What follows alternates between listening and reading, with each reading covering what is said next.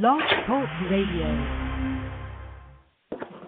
Hi, and welcome to MindShifters Radio with the Forgiveness Doctor, Dr. Michael Ryce. And today I think we're going to continue with our moving it from codependence into interdependence. The call-in number is 646-200-4169. And we've got a lot of people already in the chat room and a couple on the phone, but nobody's asking questions. Everybody's just saying hello. So I will turn it over to you, Michael. Thank you, sweetie. We have this beautiful day. There's a siren in the background. I'm sitting out in the backyard. It's about 80 degrees here in Las Vegas, Nevada. Gorgeous, sunny, clear skies. Anyway, I probably didn't come to do the weather report, but we are here to talk about codependence to interdependence, and our focus at this stage in the process is the process of interdependence. So we've gone through the codependence work. If you weren't with us for those shows, please, over the last week, tap into the shows. Actually, I guess it's the last 8 days now, I think.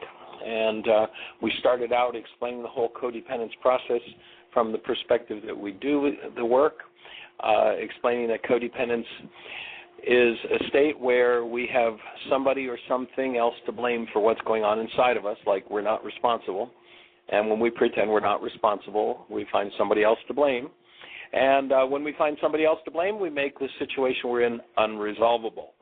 And so we finished up yesterday talking about the three behaviors of the codependent, and they are all based upon the dynamics of their power person. And the power person is the person in your life who had more power over your life at some point than you did. And because of that, usually it was as a small child, that power person not functioning out of love, we built a self. We built a false image of self in our minds of who we thought we were. This is the self that in the ancient teachings they said in order for you to live, you've got to die. The real self, the real being that we are, it's easy to establish what that is. Just hold a newborn child, you'll know what the real self is. If you think of yourself as something other than that absolute presence of love, then that self is the self that has to go. But when that self is active, and especially if there's pain, there's always going to be somebody else to blame. And we'll play out the dynamics of the power person who probably blamed us. And that pattern, once established, if it's never overcome, leads one to that codependent relationship. And so the 10th step we talked about yesterday was that when you become ultra-stressed, you'll do the power behavior that your power person did that you hated most. You'll unleash whatever energy, you'll pour whatever energy you have in you from the interaction with the power person on whoever triggers that dynamic in you. And there's a goal that needs to be canceled, and that goal is like the primo number one. That'll be the 77 times 70 worksheet issue that was developed in relationship to the power person. And that goal seems to be life and survival, and it will distort everything you look at. And we kind of finished up yesterday by talking about how that's what really runs the world. It's not money that runs the world. People think so, but actually money's a motivator for people who live in codependence because they have to tap into that pseudo-solution we talked about last week of trying to make up for a non-being life. So here we are on the 11th step. Jeanie, before we go into that, anybody on the phone with a hand up or any questions or comments in the chat room? Nobody has their hand up, and there's no questions in the chat room. Okay. And Tim is with us? No, he had something going on today. He said he hoped to be able to tap in and listen, but that he was not going to be able to participate in the show today. So. Okay. And David is with us. Good morning, David. Good morning, Michael. Good morning, Jeanie. It's a fabulous day here at Heartland. The sun's shining. We had more rain last night. Amazing how much rain we've had this last several weeks. And the clouds have cleared away, and it's a beautiful sunny day here. And welcoming maybe my niece Lynn is on there, and Terry may be there, and Diana may be there on listening today. And if they are, hello and welcome to MindShifters Radio, and congratulations on doing your work.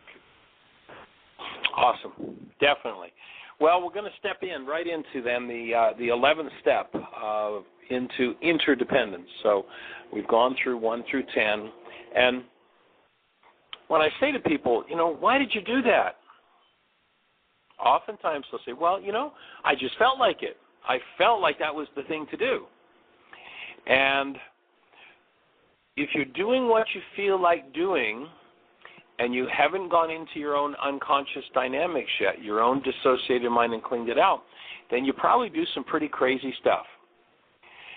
The 11th step into interdependence is you've got to stop doing what you feel like doing, because feelings are simply shadows of thoughts, and if there are unconscious thoughts, then we'll play out of those unconscious thoughts unconsciously, and we won't know what it was that motivated us to feel and motivated us to do the crazy stuff we do.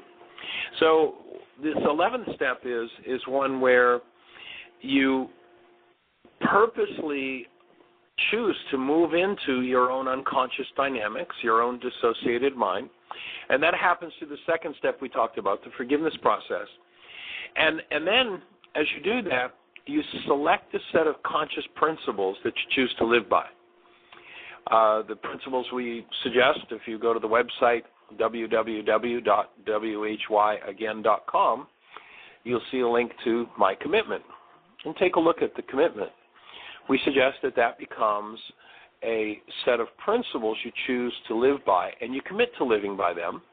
And when you feel like doing something else, you know that you've got work to do. When you feel like doing something that goes against a principled way a human being would live, remember, a human being is the absolute, total, complete essence and presence of love.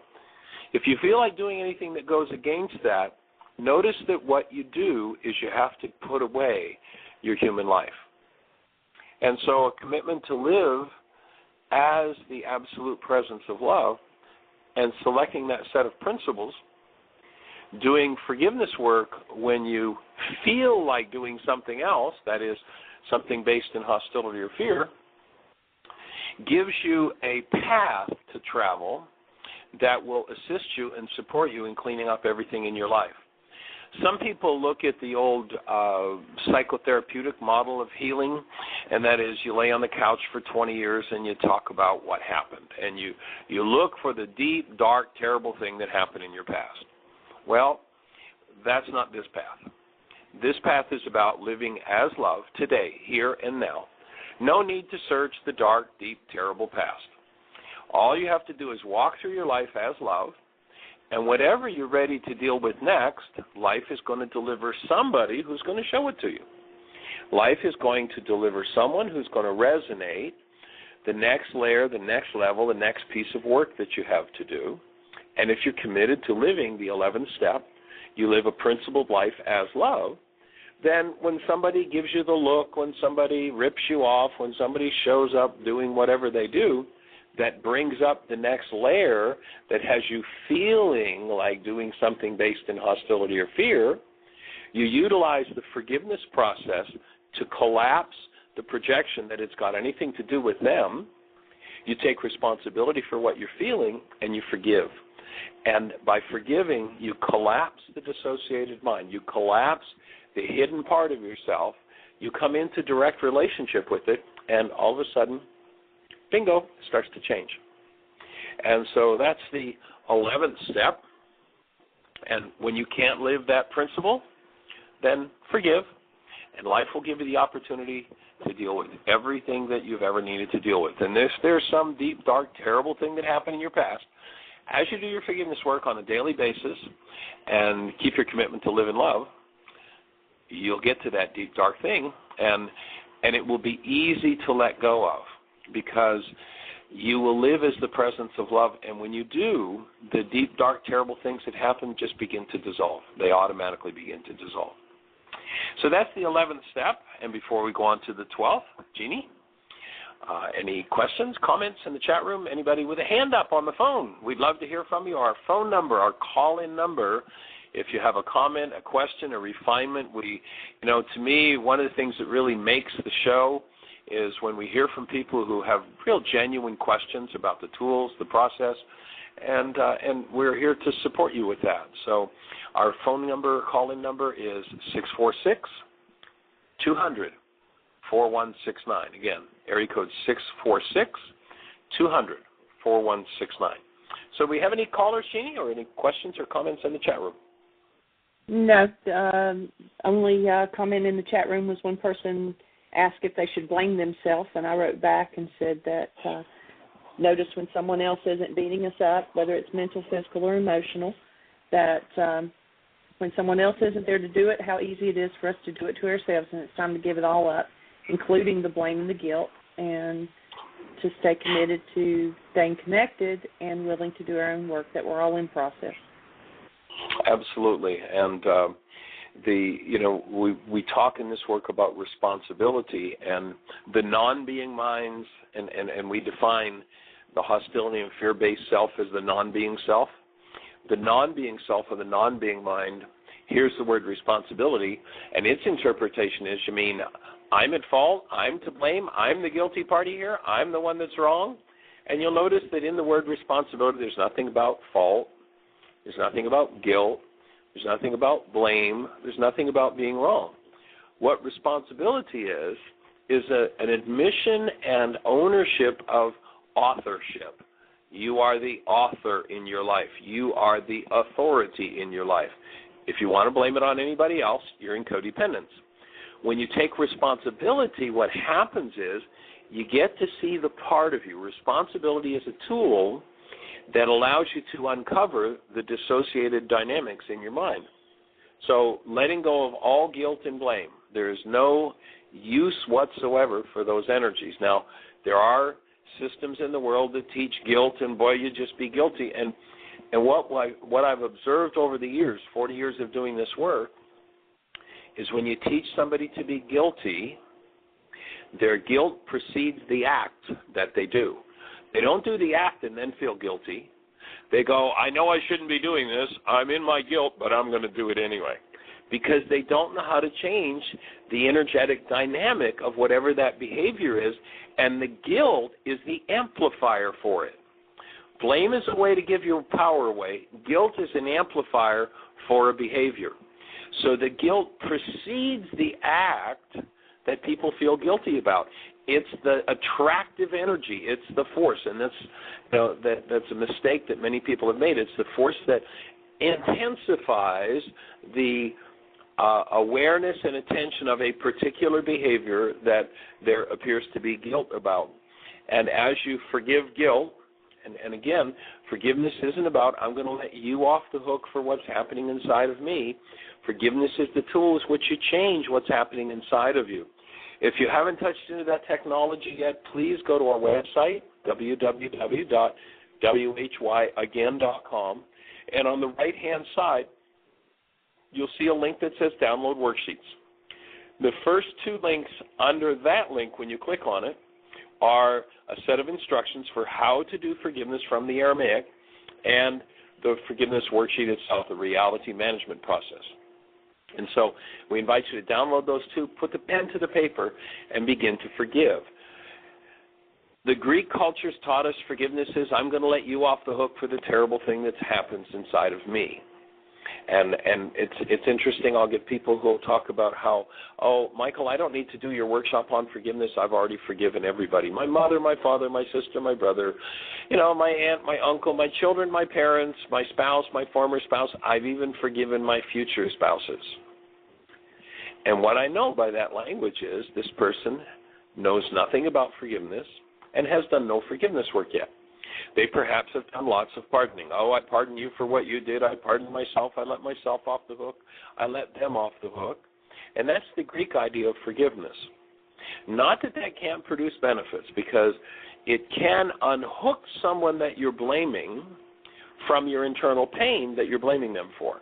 So now you can have a clearer relationship with them, but it doesn't delete the pain. The Aramaic forgiveness is applied to the place in you that's painful.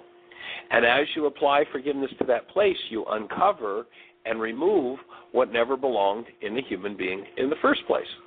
Forgiveness. It's an awesome, awesome tool. Michael, you've probably said that. You're just responsible. Excuse me, sweetie, go ahead. you've probably said that 100 times, and I guess it just finally I got the brain cells that the guilt precedes the behavior, and that it amplifies it, and that just makes so much sense. That's a great idea, a great thought. So, and I typed out in the chat room that, you know, for me, one of the first times that I heard you break down the word responsible was that it's able to respond. And being raised on a farm, we used to use blinders on a horse to keep them going in a certain direction. And so when we're connected to being, it's like taking those blinders off. We're able to see what all's going on around us and able to do whatever needs to be done to clean up what's wrong and also to move through life more consciously. Right. Around it, whatever's going on around us and within us when we take those blinders off. Right. Because when we live in blockage of truth, we say, there's a part of my mind that I'm not allowed to look at. I don't want to look there. And because we put so much energy into keeping that down, it becomes the part of our mind that governs and rules our lives. It's just, you know, it's as sure as night follows day. If you deny and dissociate from something, you're going to get to face it over and over and over. You're maybe going to call my book instead of Why Is This Happening to Me Again? You're maybe going to title it Why Are They Doing This to Me Again? But you're a creator. You are an author, and you author what happens in your life. And as you send out the signals to the world to bring you an experience, that experience comes to you as sure can be. And when you go into yourself, collapse the projection, collapse the dissociated mind, then you get to see the part of you that needs cleaned up, and you get to do it. And codependence ends. You no longer have anybody to blame. And you don't blame yourself. You go, oh, here I am. I'm in the middle of my muddle again. Oh, goodness, look at this. I got another piece of work to do. Awesome. Let me go ahead and do my work. And so let's move on to the 12th step, unless there are some other comments or questions there, Jeanie. The only other thing was that it was like a lot of information to absorb. And I agree that, you know, especially for people who it's maybe their first time with the work or on the show and, you know, aren't familiar with the tools, one of the things that we established this radio show for was to continue support, you know, when we move from city to city to city, and then, you know, sometimes there's support groups that start up and sometimes there's not, and to have continued support for people to continue doing the work. But then it's also for people who are new. And, yes, it is a lot of information to try to take in at one time, and they were wanting to know, could we take a break, like 5 minutes or something, and play music? We'd never get the information covered if we did that. But, you know, all of the shows are archived, and so, you know, like I say when we start workshops, live workshops, and I always tell people in the audience, you know, give up your need to keep up with all of it. You'll get what you are ready to get energetically at the moment. And because they are archived, you can go back in and re-listen, and you'll have new ears, and you'll be able to hear different things that you didn't hear when the show was live. Yeah, if you go back to the ancient Aramaic, you hear the man named Yeshua saying that his teaching is only for those who have the eyes to see and the ears to hear. And a lot of people won't stay around long enough to build the eyes and the ears.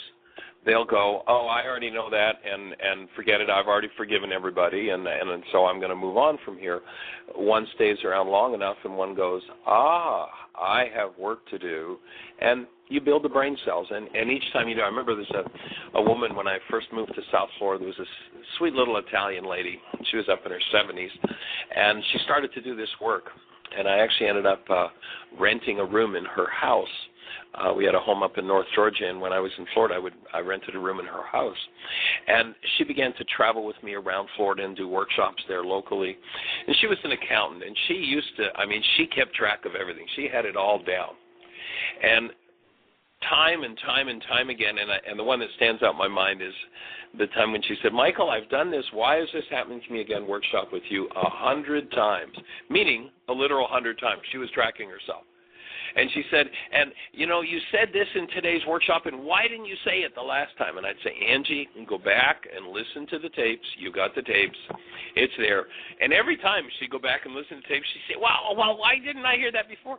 You can't hear what you don't have the brain cells for. And each time you listen, there'll be a whole different set of brain cells develop, and the mind will be able to produce more and deeper complex realities related to truth, and that becomes the support system for moving into a human life, is when your mind is able to produce output based in truth rather than output based in denial, blame, guilt, fault, hostility, rage, grief, and pain. When the mind is producing realities based in any of those things, it's producing realities that simply aren't true. And we have brain cells for lots of things that aren't true. And so it takes time to hang out with these tools. It takes time and the challenge of it is that you've got to undo the brain cells for blockage of truth, love truth, and then build the brain cells for truth. And then your mind, I mean, you'll just find it awesome. I know that David is one of the most impressive gentlemen that I know in terms of hanging out and sticking with this work. You know, he lives at Heartland. He's been there 4 years now, and David, whenever I pass his room, he's working on something, and he's got a DVD on, he's got a CD on, he's listening to something that he's listened to. Well, we'll ask him, how many times, David, have you listened to, let's say, Why Is This Happening to Me Again, or Codependence to Interdependence, or Healing Through Relationships? How many times would you say you've listened to any one or any number of those CDs or DVDs? Oh, it's kind of funny. I've at 1:30 this morning, I was finishing up the Why Is This Happening to Me book on CD, and I listened to it all day yesterday, all 5 CDs yesterday, in addition to doing some other things. And yeah, and you know, the thing of it is, Michael, is that I think for everyone, that, and my commitment to it is because I know the value that I get to, not just the value that I get to receive from it. It is so valuable just to do it. You know, I mentioned my niece Len and my cousin brother Terry today, and for me to be able to be communicating with them, and that they're taking this, that they're doing their work, I know that it's a reflection, that it's a reflection of the work that I may have done 5 years ago. And so, you know, it's just the thing to do. I could stop for a while. It isn't as though that when I first began this, that I was doing it as much as I am today, although I might have been. And there's just such tremendous value for me to learn and for me to make the shifts. And I know that I made this commitment over 25 years ago that I was going to do my healing work, and my primary motivation for doing that was that I wanted to make sure that whatever it is that I was carrying in my genes, that my children were going to be free of that. That was my motivation to do that. Yeah. And along that path with them, there's been a lot of different things that have come up, and a lot of opportunities for me to learn through these tools and through some additional tools. And I'm compelled to say a little bit more about why my involvement with it. I am also a Vietnam veteran, and Terry gave me something yesterday to read about the Iraqi veterans today. And back in 1984, I discovered that at that particular time, there had been over 50,000 Vietnam veterans that had committed suicide, confirmed suicides. And say appalling statistic, isn't it? Pardon me? That's an appalling statistic. Well, it is an appalling statistic, and the last that I heard back in 2000, there were over 200,000 Vietnam veterans, and I read an article yesterday that Terry had given me that there are over 1,000 Iraqi veterans that they know of that have confirmed that are committing suicide every month.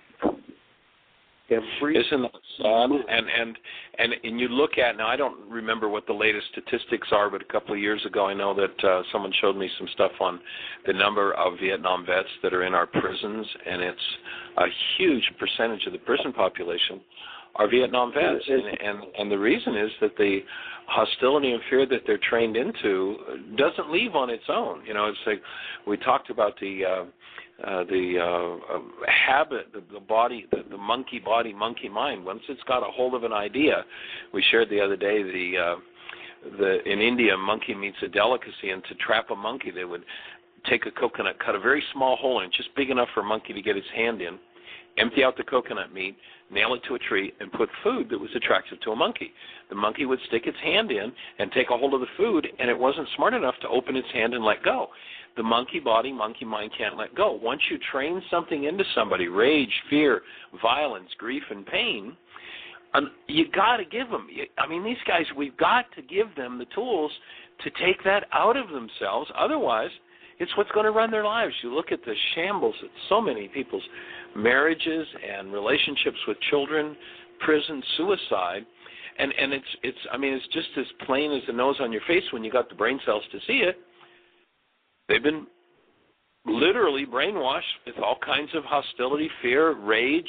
Just go into a rage and kill anything that shows its face. And so you bring somebody back from that war zone and you don't give them the tool with which to remove that. And where'd they end up? Suicide, divorce, prison. It's crazy. And when you look at the cost of this ongoing war machine on a human level, it's an atrocity. So I want to correct something. I've just gotten the article and I stated it wrong, and so I'm going to read from this. The Department of Veterans Affairs internal documents reported 18 suicides a day for all veterans.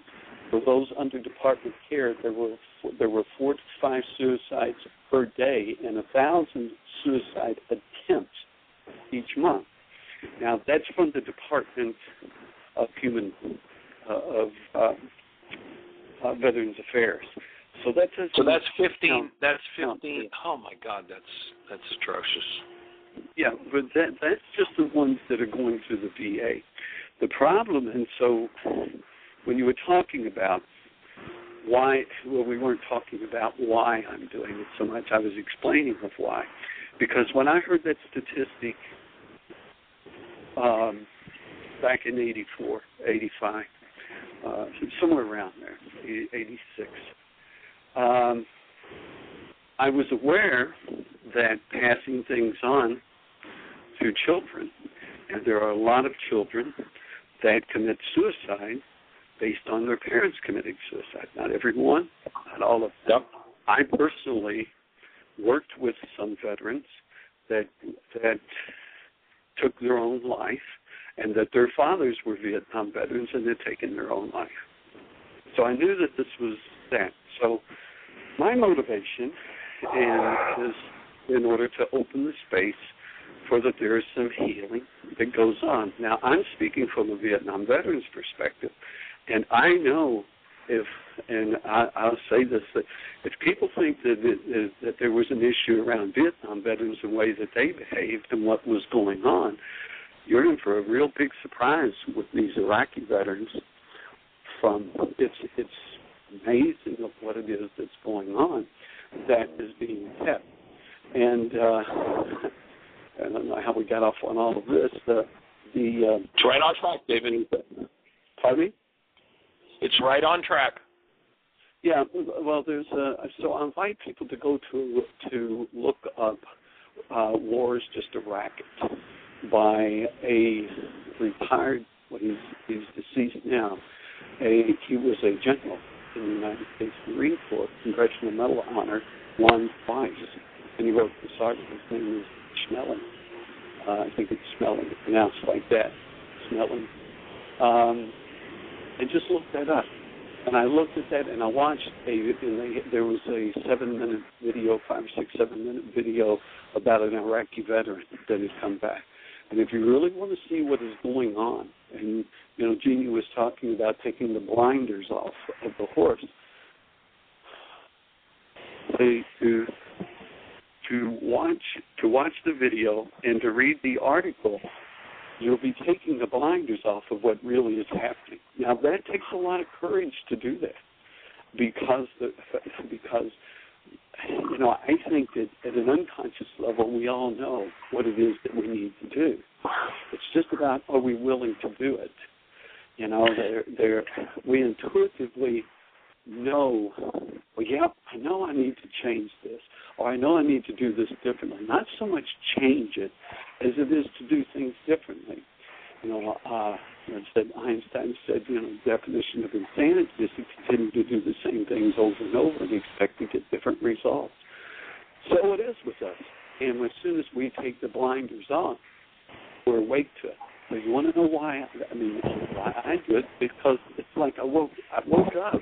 I'm no different than anyone else. I'm the same. It's that when there's a realization of that, then it's like, what else is there to do? What's the most value that I can give in my life and do in my life if it is not for? And it's when I say for, this is for myself as well, for my children, for my family. What is the greatest value that I can give them? And I believe that it is through my healing work of myself and creating the space for others in order to do their work as well. We live in an age today of such convenience, and there were a lot of people that came prior to us in order that they did a tremendous amount of work in order to prepare the place for us to live in the lifestyle that we live today. David, let me interrupt you for a second. I want to catch a note that you put out there and expand on it just a little bit. When people refuse to take the blinders off, when people refuse to look, they think, if I don't look at this that's inside of me, I don't have to deal with it. You can go back 2,000 years ago into Romans where it says, nothing will remain hidden. Everything will be made known in the light of day. And most people don't know that the reason they drink alcohol to excess, the reason they do drugs, the reason they eat junk, the reason they're so self-destructive is because they refuse to look at what's going on inside of them. And that's that codependent dynamic of whatever I refuse to come into conscious relationship with in me runs my life. And people think, just give me a fifth of scotch, then I don't have to deal with this. Well, now you have to deal with that, and you have to deal with the effects on your brain and on your body of that fifth of scotch, and it's cumulative, and it's crazy. And there comes a point where we have to take a look inside. The vet that takes a look inside and looks at the pain and the trauma and the violence that they did and that was done to them and forgives it isn't going to be driven to suicide. But if one never looks in there, that's what drives, literally drives people to drink and drives people to suicide. And David, my original question, you shared with us that you had just listened yesterday to the whole book on CD of Why Is This Happening to Me Again? If you were to put a number to how many times you've attended the Why Is This Happening to Me Again workshop and watched a video or listened to a CD about it, if you could just put a guess to the number of times in order to build the brain cells, and probably you learned something new yesterday. Maybe you could share with us in that regard too. But if you put a number to it, how many times have you listened to it or taught it? Because I know you teach it too now. Well, I'll take the Why Again workshop because there's a dozen. There's over a dozen workshops. I've attended, watched, or listened to that 1,000 times. 1,000 times, yeah. And was there something new in the book yesterday when you listened to it? Well, this morning I was listening to the Course in Miracles this morning, and my whole purpose in coming on is in the comment was that I got it this morning with the quote that Einstein said, is that we cannot simultaneously prevent and prepare for war. And I put in, and I wrote, I put this as one of the as a quote with this why again word.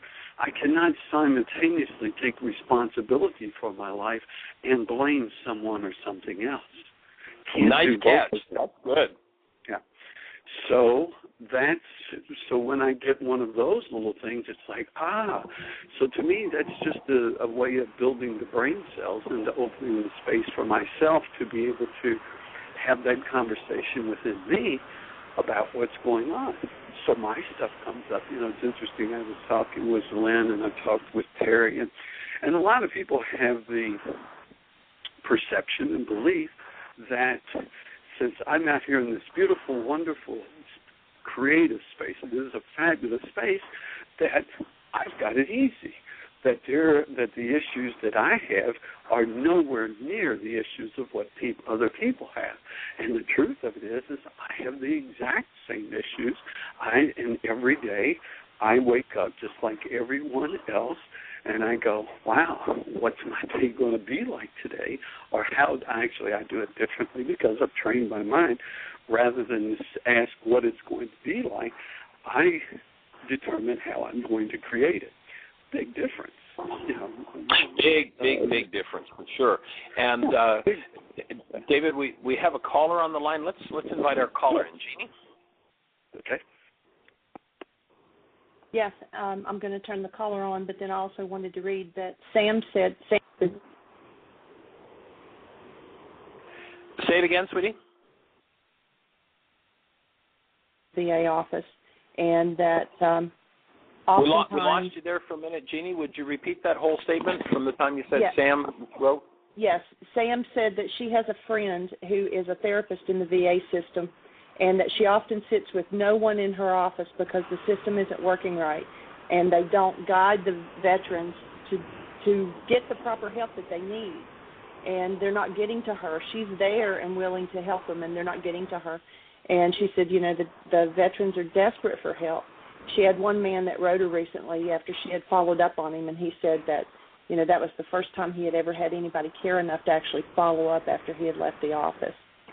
And she said also they had so many issues to deal with because they were trained to kill, and so now they're so full of fear and hostility. That's the post-traumatic stress disorder or whatever. But we do have a caller who's been patiently waiting for several minutes. Before you go to just 1 second, we have a friend. We were just in Florida recently. We have a friend there, Patrick, and he's in the VA system, and he found one therapist that was really able to assist him and help him, and he had 3 visits with her and was really opening and making some wonderful progress. And then all of a sudden he didn't meet the criteria for meeting with that therapist anymore, and they sent him to a different therapist that was just, wasting his time. He stopped going. And he told them, he said to his caseworker, this person's been awesome, has been really supportive. I need to see them. Oh, we can't let you see them anymore because you don't meet the criteria for. It's just what a game. Go ahead, Jeanie. Bring our caller in, and also if David, you mentioned that some of your family, that Terry's maybe there. Maybe Terry would call into our show and share a little bit about what his experience has been so far. And Terry, if you're there and you don't have the number, it's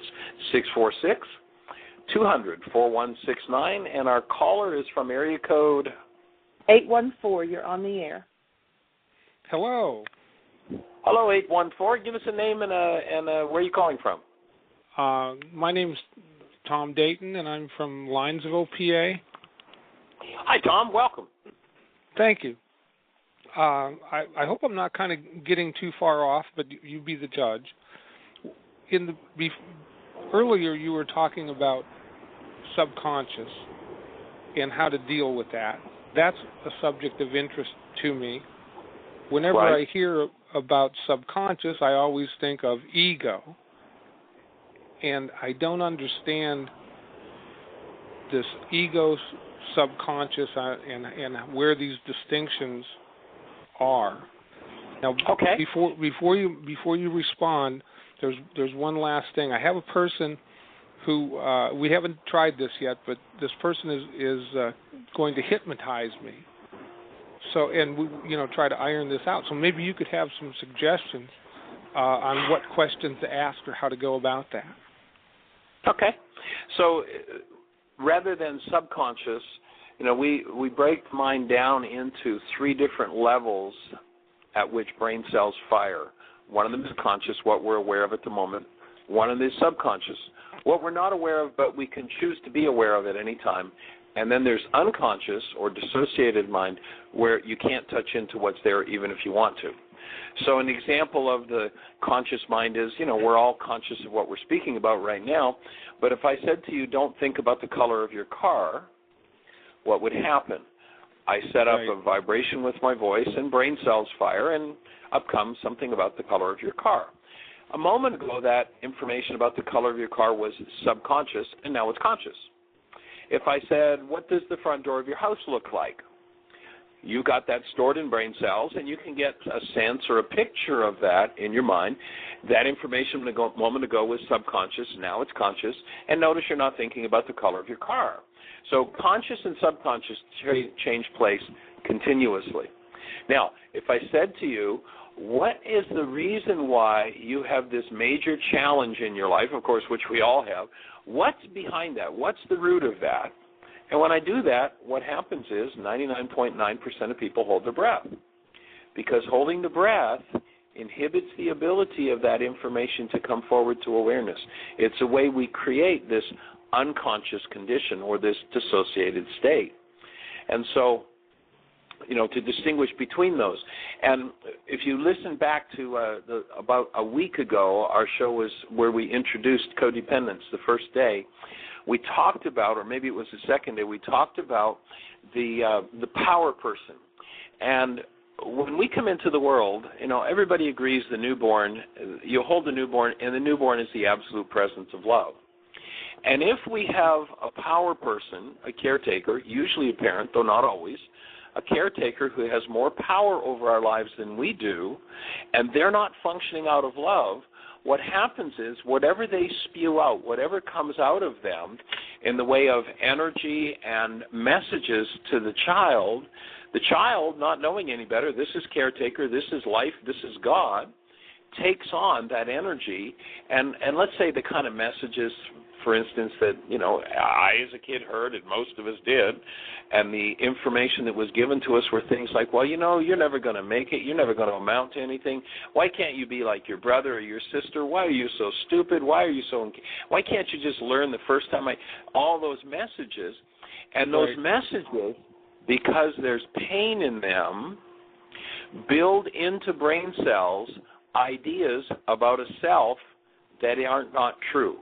A self that does not exist. And that self, once it develops deeply enough, and this is usually by about the age of 4, that self kind of coagulates into an image of who we think we are. It's been called ego, and you look at God is love, we are love. Ego is edging God out. The non-being self, the hostility and fear-based self, now takes over. And the forgiveness process, hypnosis isn't going to remove that self. The forgiveness process is a piece of work and a set of skills that you develop by engaging in the use of the tools.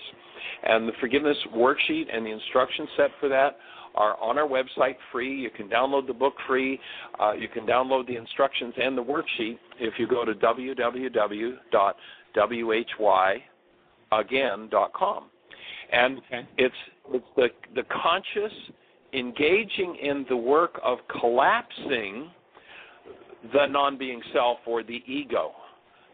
And forgiveness is applied to that state until that state simply collapses. That's called, in order for you to live, you've got to die. Once that self is dismantled, or we might say dead, than true being, our original nature. You started out, I started out, Tom, as the active presence of love. Wherever we're not functioning out of that, it's because the self that isn't is running us. And forgiveness is the way you go in and remove from brain cells the self that isn't. And that's where forgiveness is applied. Does that make sense for your question? Oh, absolutely. An excellent answer. Really, a new perspective sheds light in a dark area there. And if I could share one other thing, one of my goals, I have a lot of friends who are psychic. I happen to be the webmaster for a local place here in Linesville, the Knickerbocker Hotel, and they have a lot of so I meet all these psychic people, and I really envy the idea that they have guides and they get messages and they have this inner communication, and that's what I really endeavor to do. I've been told I have blockages and so forth, and I would just love to. I'd love to have that inner communication in a very clear sense. If you could speak to that, please. Right, and the forgiveness, it's the self that isn't that takes us out of being. In our true original nature, in our true selves, there is a direct experience of whatever you want to call it, of love, of the divine, of relationship with God. We all have a right to that. In fact, if you go back and the journey that Paul was taking, it's the same journey we're all talking about. It was turned into religions by many, but right. you listen to Paul, and he talks about how the goal of the work is to be of like mind with Christ. The mind that the man they called Christ lived out of, or popularly known as Christ, was a man who lived in the mind of love, which is the mind of God. It's your birthright, it's my birthright to live in that. And in that is our direct experience. I do suggest that you be careful of the psychic realm, because there's the intuitive realm, which is one of the spiritual faculties that gives you direct access to everything going on in the universe simultaneously. It's your birthright to have that. But what happens is our culture doesn't allow that. Our culture slaps it out of us. Imagine the kid he's 2.5 years old, and he's chatterboxing away, and he goes out one morning, and there's Mom standing talking over the fence to Mrs. Jones. And Mr. Jones comes out of the house, comes over and gives his wife a peck on the cheek and says, "Goodbye, dear." And little Johnny's standing there, and he's tapped in directly to the energetic system of life. And he can see the hate between Mr. and Mrs. Jones. And so little Johnny, in his, somebody might call it psychic self, but it's not psychic. He's in direct contact with the energy system. And so right, he says, exactly. Gee, Mr. Jones, why do you hate your wife so much? And Mom turns around, whack in the face, how dare you? Don't you ever say something like that again to our neighbors. And so we have the true self beat out of us oftentimes because we live in such a culture of lies. I love what Winston Churchill said about truth. He said, most people, if they bumped into truth in the street, we get up and brush themselves off and rush away. We don't live in a world of truth. And so the self that is designed to live out of truth is punished out of us very early in life. And what needs to happen in order to reclaim that self is to forgive every energetic offense against it. That is, every time you got whacked for saying truth, every time you got punished, every time, all of those energetic insults that came from the power person have to be forgiven. And of course, how deep is the lie in our culture? How many times in your world have you seen somebody who's in upset that says, when you just looked at me like that brought a lot of fear and rage up in me? How many times have you heard that versus, you looked at me and you made me so enraged? Well, if I tell you that you made something happen inside of me, number one, I'm a liar. Number two, I'm in codependence. And our whole culture's language is based in a lie. that somebody outside of us causes something to happen inside of us. And that whole dynamic has to be undone in order for each of us to be restored to the true self and the self which is true. And that self knows the truth, and it's in you. It's just a still small voice. The way you get to listen to the still small voice is 1, to be willing, 2, to love truth, and 3, to forgive every bit of noise in your structure that goes against it, which means you're going to have to clean out 1,000 generations of non-truth. That's the work. Right. You referenced, I'll kind of feed it back to you a little bit from my perspective, was ownership. If you have something that's troubling to you and you feel it's being done to you and you live in that feeling, you've just given away control. And if you own the feeling and say, yes, I did this, you suddenly have control. Is that what you were meaning just a minute ago? Yeah, here's what I'm saying by taking responsibility. I acknowledge myself as a creator. You show up doing something so bizarre and off the wall to me, and I'm in rage about it, okay? So yes. I don't have to take responsibility for what you've done. In fact, if what you did was really, maybe illegal, then it's reasonable for me to hold you legally accountable for that. But what I need to take responsibility for is, 1, you're doing this in my space. Again, maybe I'm involved in my life. And when I take responsibility for my rage, then I recognize that my rage is a drug that keeps me from dealing with my pain and my non-being self. So I'm willing to stop drugging myself and to come back into awareness and forgive the part of me that holds rage and forgive the part of me that feels like I deserve to have you doing whatever this is to me again. So it's not that I take responsibility for what you're doing. Sometimes there'll be people who'll bastardize this. I've seen this many times, especially in couples, where they'll turn it around backward and, they'll say to their spouse, well, here you are, you're a creator, you made me do this. You see, it's all your fault. It's like, excuse me, no, you're responsible for what you did. I'm responsible for the fact you're doing it in my space, that I've resonated you here to do it again, and I'll take responsibility for that. I'll forgive the part of me that's in pain about it, and I'll hold you accountable for your behavior. Okay.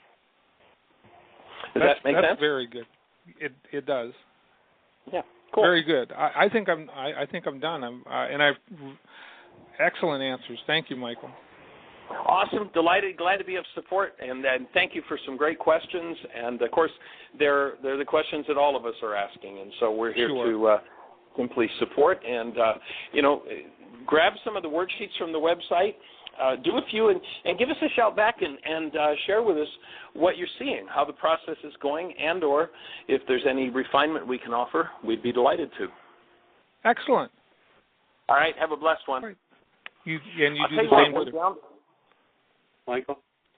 Yes. Thank you, Tom, for calling. Oh, you bet. Thank you. Bye. Michael? Yes, David. Yeah, a couple of things. I know there's just a few minutes left with this. And there's just a few minutes. I want to get this 12th step in, too, so go ahead. Okay. Well, I want to clear up about, when you had asked me about how many times have I watched this and so forth, that was like, I went, okay, well, 1,000 times with that. And, I've been doing this work for over 12 years now. So this is a combination of, and I looked at that. How many times have I even listened to the why again, or watched it, or participated in it? And I want to emphasize to everyone that this isn't a process where to do it at the level of what it is that I'm doing it, because I started out just a little bit of it at a time, and I recommend that folks do that same thing. Sometimes what the mind would do is to grab a hold of that, and it's like, well, I can't do this. And my encouragement and support is for people to do this as you talk about, and I picked this up from your class, is the tithe. Tithe my time. 10% of my day goes to, minimum of 10% of my day goes to doing this spiritual work. That 10% will accumulate then, and then it just becomes more and more and more of it. So it's like it just becomes natural as the thing to do with it. And so sometimes it can seem like there's just too much that goes on with that. So begin small with it and just do it consistently each day, and you'll see you'll develop and you'll just be doing it. So anyway, that's as quick as I can. Good input. Fabulous. And each time, the emphasis is that each time you listen, you build a new set of brain cells. And right now we've got at least, 90 or so shows on the website, and Jeanie's titled them with some of the content that's in each show. Go back and start listening, and you might start over, or if you're new to the show, our interdependent steps here come from the workshop Codependence to Interdependence. And I think it was 7 or 8 days ago we started that show. So if you look back to the first Codependence one, you can download the MP3 from the website and listen to it on your computer, carry it on your iPod, and listen and listen and listen and build the brain cells. Jeanie, I'm going to go into the 12th step unless you've got something else in the chat room or somebody else on the line. Actually, we had a comment in the chat room. Hold on just one second. It says, what to do when facing a person representative of our power person, being aware of the wound and bad feelings, owning the feeling, and then what? And then you put the pen to the paper, and that's where you utilize the forgiveness process. So once I own it, now I want to collapse it. I want to empty that energy out of my system. Emptying an energy of trauma or pain out of your system is done through the forgiveness process from the Aramaic. That's not the Greek idea we've been fed of forgiveness, about letting others off the hook because we're in pain. But please go to www.whyagain.com. Right-hand side, download worksheets. First 2 links under that link, you'll see instructions for how to forgive, and you'll see the forgiveness worksheet process. That's how you apply forgiveness to your pain, to literally dump that energy out of your system and be done with it. So the 12th step of interdependent relationship, and this whole idea comes out of the codependence to interdependence. And I thank you, folks, in the early part of the week for your input, because I'd never actually gone through my whole codependence workshop and taken out all the steps, and it just turns out that there are 12 different steps that ended up being there for moving from codependence to interdependence. So this is the 12th step of interdependence, and that is that when we step into a relationship with someone, what's going to happen is that relationship will present the mind an opportunity to work it out and survive one more time. To end the cycle of blame, we've got to work it out with our power person. If we see our power person out of non-being, out of rage, and you go back to the ancient scriptures, and this wasn't the 10 suggestions, this was a commandment. And look at it from a practical point of view. Here's what they said: honor thy father and thy mother, that thy days may be long upon the earth. Now look at that from the point of view of the work we're doing together here with codependence and to interdependence. And what you have is your power person, probably mother and or father, and in your interaction with them you took on painful energies. Those painful energies stored in your tissue structure create disease in your tissue structure. Do you want your days to be long upon the earth? And you'll notice that there is a requirement that was spoken of as the first law. And there's one group of people, and that is your power persons, father and mother, generally speaking, father and or mother. But the general law is you must have love for God, for neighbor, and for self. The law, the commandment was, you want to have a long life. Honor means, in Aramaic, you bring love into activity toward that person. It doesn't mean that you honor your mother and your father if they were good parents and fun and were nice to you. The more trauma there was in that relationship, the more important it is for you to honor them, because when you bring love into activity through the part of your mind that holds pain, you'll be freed from that pain.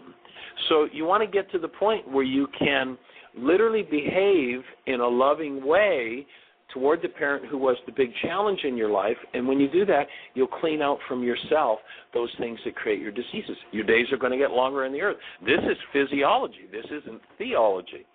So to start to see your parents through that filter of love and to step into that state of being with them, and if you keep them in the hostility and fear place, then you're simply repeating the codependent dynamic of 1,000 generations. And that is what kills being. We're looking to bring the true self, being, back to life.